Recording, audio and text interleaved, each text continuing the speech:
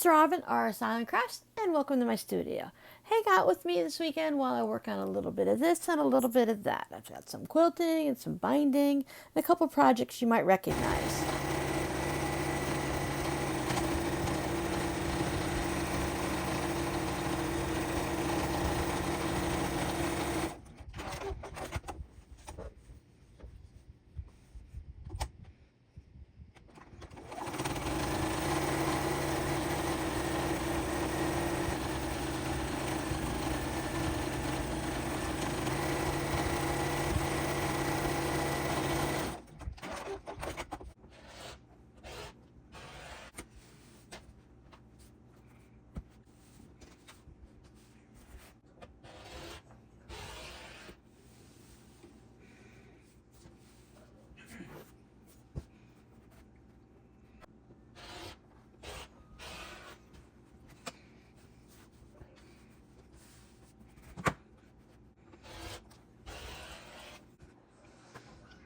I'm going to do a more in-depth tutorial on its own on how I match up the stripes and the designs on a binding.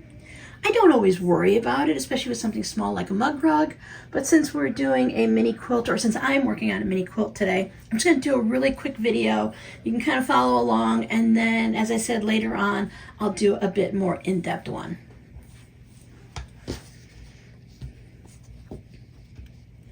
I like to match that up the best as I can. When I go back around and I put the two ends and I overlap them and I finish off the binding, they're not always going to match up. But I figure with one that doesn't match up versus four, then I don't really worry about it as much. I've done it many times on this striped binding. I've been working with this for over a year, and I find it really easy. I just take the area that I want to match up and I lay it on top. So I have that thick stripe there matching up at the top and the bottom. And as a little tester, because we're going to stitch it from here to here, I just fold it up so that it lines up and it matches, so I'm happy. It's as simple as that. Some people put glue. Sometimes I just wait and match it up at the sewing machine.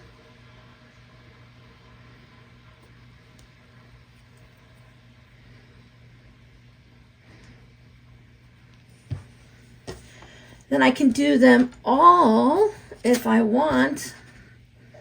So here's my next one.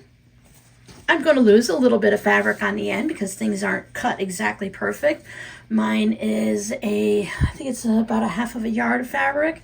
So it's not even lined up in the cut. You know, the way it comes off the bolt and stuff, it's not always lined up. Now I could go down sometimes to right about here, but I want to make sure that when I bring it up, that I'm going to have enough fabric that it's going to match. So I can't always line it up with like maybe one down here, obviously, because it's not going to work. Sometimes I have to move it up. I prefer to go up this way than to go down that way. It's the same amount of fabric you might be wasting, but I always feel like it's less if I do it this way. Plus, I can always save those little bits that I cut off for a scrappy project, and I usually do. Now, it might not come out perfect. Something might shift while I'm doing this. I might not line it up exact, but this is 1.5 inch binding. It's not going to really matter that much. This one's right at the end, so I don't want to use that one. Again, that one's right at the end, so I will go right here.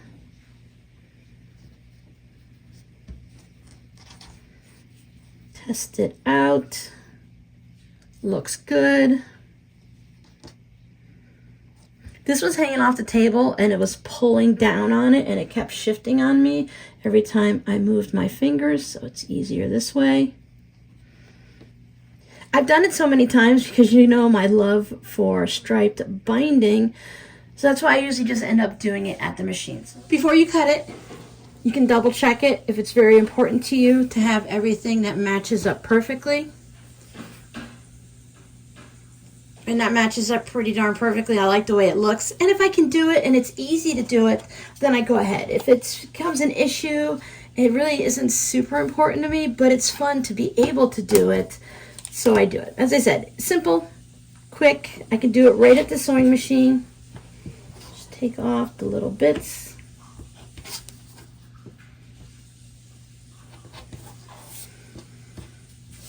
Then if I want to use that for something fun, I'll add it to my scrap collection, and if not, I will just toss it in the trash. Some people do like to use it for stuffing on ornaments or animals, all kinds of toys, whatever they happen to be stuffing, pillows. Of course, you can just cut this with scissors. You don't have to use a ruler. I just like to have that straight edge. So if I do choose to use it for something fun and scrappy, then I'll have a good starting off point with that straight line. See, I didn't even check because I knew it was going to be close enough, and I'm not really super worried about it. See, they're small. You can't really do anything with them when it comes to creating like blocks unless you're doing crumbs. But it's fun to maybe add it to a little bit of a scrappy postcard somewhere. You can do something with it. Then I just take this over and I press it really well. I like to press mine open. And you can see there, everything's lined up too. And then I am not using double fold, this is single fold binding, so I'm not going to do any pressing with it. I'm going to take it right to my project and sew it on.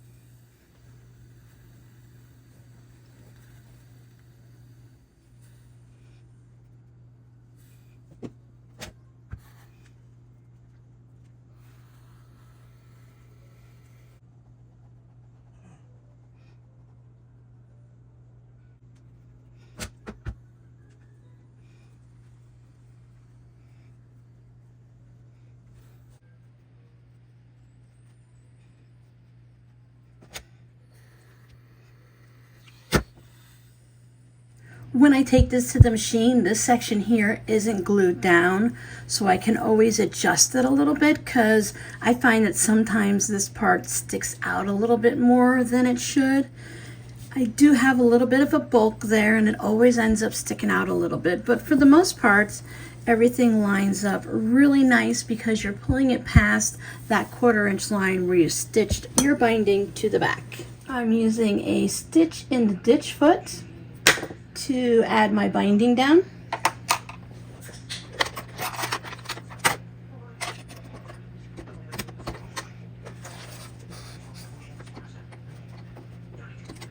I also like to move my needle 1 click over from the 1/4 inch position. And that's just to make sure that it doesn't go through the binding here. It usually doesn't, and I don't mind that extra run of line through there.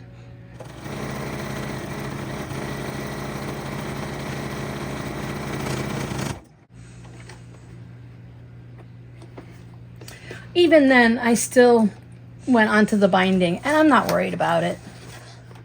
And always keep the needle down, so now I can adjust my binding so I have the best corner I can get. Again, I'm not going to be overly particular with this process.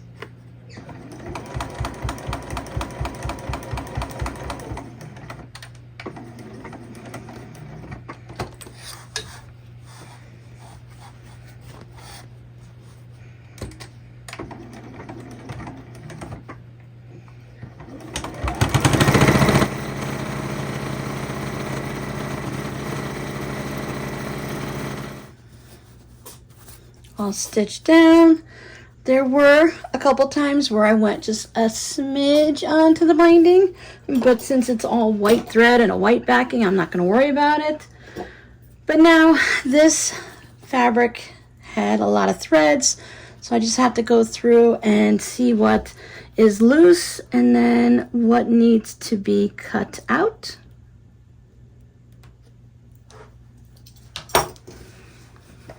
But it's all set, and you'll be able to find this in the shop if it's still available. I had a lot of fun working on this. Now I'm going to continue on with my Sunday and see what else I have to work on.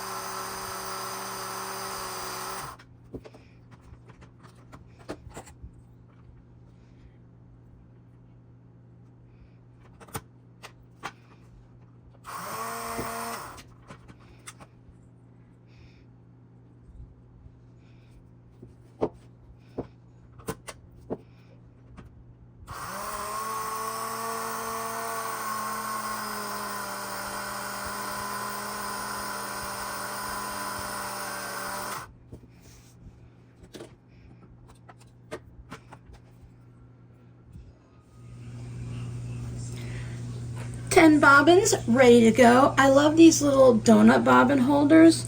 They have the new boat ones that eventually I will try.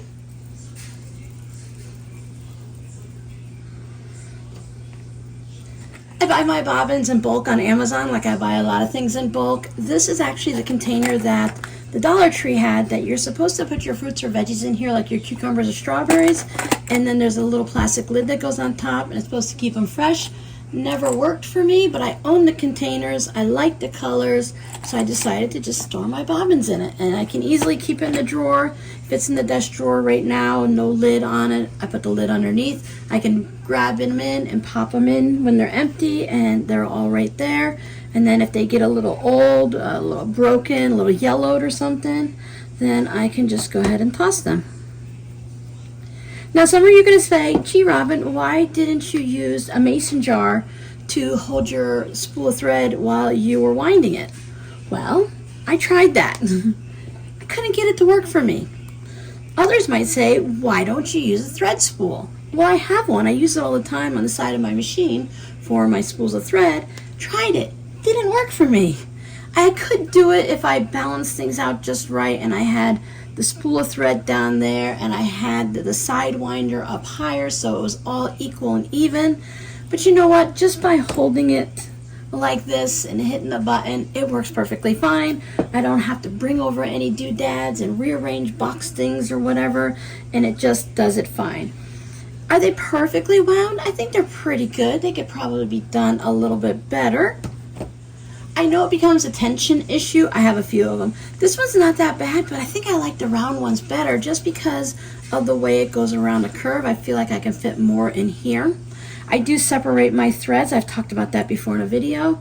But I think overall, if I look at the ones that I did where I put the spool right on it, I don't think these look any different than these. So I think in overall, they all work out about the same. I don't have the tension issue, knock on wood, and everything works out fine. So that's what I do. Do what works for you. This is what works for me today.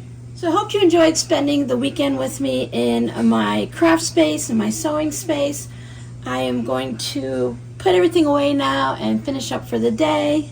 Your scrappy word for today is donut. Now you can tell me if you store your bobbins in this kind of donut, or you can tell me if you enjoy donuts and maybe what your favorite donut is.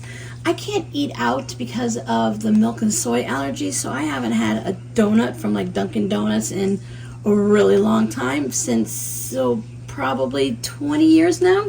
I do make some donuts at home, but I make the baked kind.